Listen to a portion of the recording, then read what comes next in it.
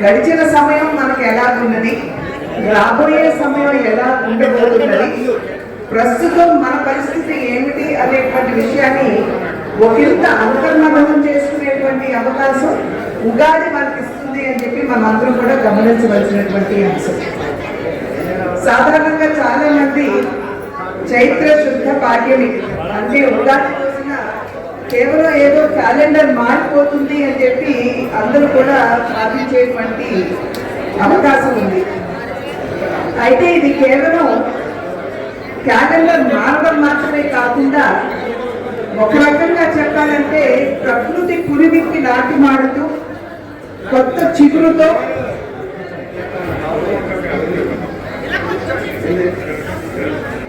కోయినమ్మల పాటలతో వసంత లక్ష్మిని మనం అందరం కూడా ఆహ్వానించేటువంటి ఈ సమయం అని చెప్పి మనం అందరం కూడా ఇక్కడ అర్థం చేసుకోవాల్సినటువంటి అంశం. ఈసారి మనం విశ్వావసనామ సంవత్సరానికి మనం పంపిస్తూ పరాభవ నామ సంవత్సరాన్ని మనం అందరం కూడా స్వాగతిస్తున్నాం. పరాభవ నామ సంవత్సరం అనేటువంటి పేరు వినగానే చాలా వరకు అందరి మనసుల్లో ఒకంత ఆందోళన, అంటే పరాభవం అనేటువంటి పేరు ఈ సంవత్సరానికి ఉన్నటువంటి సందర్భాల్లో ఆ రకమైనటువంటి ఆందోళన కలగడం అనేది సర్వసాధారణం. అయితే తెలుగులో మనం అనువదించుకున్నట్లయితే పరాభవం అన్నది అవమానం అయినప్పటికీ సంస్కృత భాషలో కనుక మనం తీసుకున్నట్లయితే పరాభవం అన్నది అది ఓటమి అనేటువంటి విషయం మనం ఇక్కడ గమనించాలి. అయితే ప్రశ్న ఓటమి ఎవరికి? మనలో ఉన్నటువంటి దుర్గుణాలకి, సమాజంలో మనం చూస్తున్నటువంటి దురాచారాలకి వాటిని ఓడించేటువంటి ప్రయత్నం మనం అందరం చేయవలసినటువంటి సందేశాన్ని ఈ పరాభవ నామ సంవత్సరం మనకి ఇస్తుంది అనేటువంటి విషయం ఇక్కడ ప్రతి ఒక్కరూ కూడా అర్థం చేసుకోవాల్సినటువంటి అంశం. అదేవిధంగా మనకి వచ్చేది మన ఉగాది పచ్చడి. పచ్చడి అని పెట్టుకున్నాము కానీ రోట్లో వేసుకోము, దంచుకోము. అయితే ఆ ఉగాది పచ్చడిలో ఉన్నటువంటి షడ్రుచులు ఏవైతే ఉన్నాయో వాటి యొక్క కలయికే మన జీవితం. వాటినన్నింటినీ కూడా ప్రతి ఒక్క వ్యక్తి వారి వారి జీవన గమనంలో వారు అనుభవిస్తారు అనేటువంటి సత్యాన్ని మనకి ఈ ఉగాది పచ్చడి తెలియజేస్తుంది అనేటువంటి విషయం. అంటే ఆ పచ్చడిలో ఉన్నటువంటి తీపి ఏదైతే ఉందో అది సంతోషాన్ని, దానిలో ఉన్నటువంటి చేదు బాధని, దానిలో ఉన్నటువంటి కారం కోపాన్ని, అదేవిధంగా ఉప్పు కావచ్చు, మరి పులుపు కావచ్చు, మనం ఎదుర్కొనేటువంటి సవాళ్ళు, అదేవిధంగా వగరు ఏదైతే ఉందో సంభ్రమాచార్యులకి అది తార్కాణం అని చెప్పి పెద్దలు చెప్పినటువంటి మాట.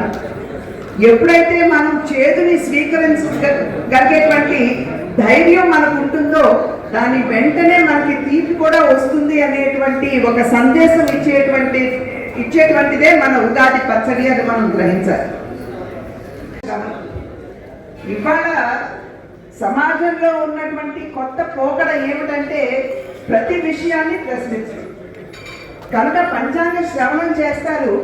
ఈ సంవత్సరం ఎలా ఉంటుందో మనం ఇప్పుడే పెద్దల్ని మనం అందరం కూడా పూజల్ని వారు చెప్తున్నప్పుడు మనం అందరం కూడా వినటం జరిగింది. కనుక అది ఎంతవరకు సత్యం అనేటువంటి ప్రశ్న ఈ మధ్య కాలంలో ఈ నవతరం వారు వేస్తున్నటువంటి ప్రశ్న. అయితే ఆ నిజాలు వాటిని పక్కన పెట్టినట్లయితే సంస్కృతిలో ఈ పంచాంగ శ్రవణం అనేది ఒక అంతర్భాగం. సాధారణంగా పంచాంగ శ్రవణం రాసుల యొక్క గమనంతో పాటు మన గమనం ఎలా ఉంటుంది అనేటువంటి విషయాన్ని మనకి తెలియజేస్తుందని, ప్రస్థానం ఎలా ఉంటుందో మనం అర్థం చేసుకుంటే ఏవైనా ఒడిదుడుకులు ఎదురైనప్పుడు వాటిని ఎదుర్కొనేటువంటి ఆత్మస్థైర్యం ఇప్పటి నుండే మనం అలవర్చుకుంటామనేటువంటి సందేశం. అయినటువంటి విషయం ఏమిటంటే సైన్స్ అంటే సాంకేతిక రంగం మీద ఆధారపడకుండా వర్షాలు ఎలాగుంటాయి, వేడి ఎలాగుంటుంది, సూర్యుడి యొక్క ప్రభావం ఎలాగుంటుంది, మన ఆరోగ్యంపై వాటి యొక్క ప్రభావంగా చెప్పగలిగినటువంటి అది మన పంచాంగమేనని చెప్పి మనం అందరం కూడా గమనించవలసినటువంటి అంశం. పెడుతూ ఉంటాం. రాముడని కృష్ణుడని ఈ రకంగా ప్రతి పండుగని కూడా దేవుడితో మనం ముడిపెడుతూ ఉంటాం.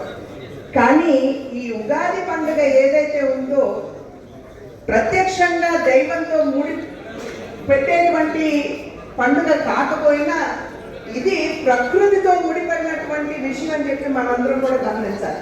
ఎందుకంటే ఇందాక అనుకున్నట్లుగా నక్షత్రం మారుతుంది, తిథి మారుతుంది, కాలం మారుతుంది, దాంతోపాటు అన్ని కొత్త వాటిని చిగుళ్లతో సహా మనం స్వాగతించేటువంటి పరిస్థితి ఈ ఉగాది నాడు ఉంటుంది. నిరుపమానం